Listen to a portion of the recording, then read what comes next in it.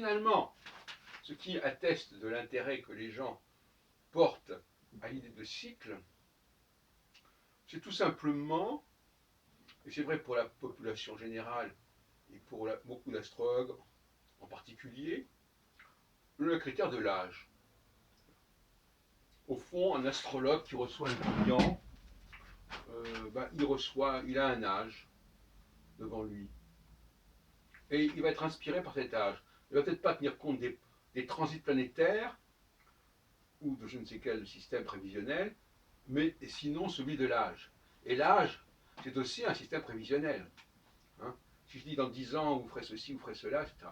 Donc finalement, le facteur âge reste la base essentielle de la plupart des gens, astrologues ou non, qui se projettent sur l'avenir. J'ai déjà remarqué ça à plusieurs reprises. C'est assez édifiant. Et à mon avis, c'est un contresens. On dit, regarde, l'astrologie, c'est un contresens, parce que chaque cycle, pour moi, chaque cycle planétaire, à condition de le diviser d'une certaine manière, correspond à une nouvelle vie, en quelque sorte. Avec un début, un commencement et une fin. Par conséquent, le critère de l'âge, qui lui est un critère linéaire, se prête mal à une théorie cyclique digne de ce nom. Donc, mais cela dit, faute de mieux, pis-aller, l'âge, ben oui, l'âge, on peut quand même tabler sur l'âge, hein, comme on peut tabler sur le cycle des saisons, comme on peut tabler sur la journée et la nuit. Eh bien, l'âge, c'est aussi une constante fiable qui permet de ne pas dire trop de bêtises. Il est évident qu'on ne va pas dire la même chose à quelqu'un qui a 10 ans et quelqu'un qui a 80 ans. Bon, donc ça va quand même limiter, et puis ça donne des informations générales.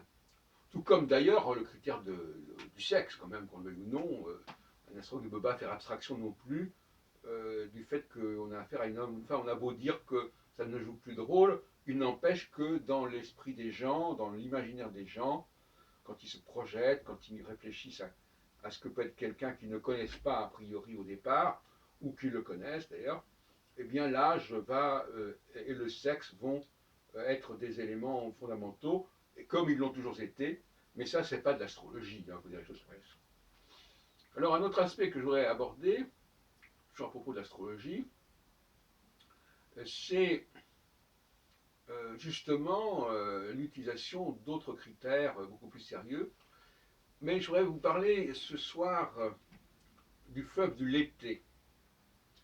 Le fleuve du Lété. C'est-à-dire le fait d'oublier.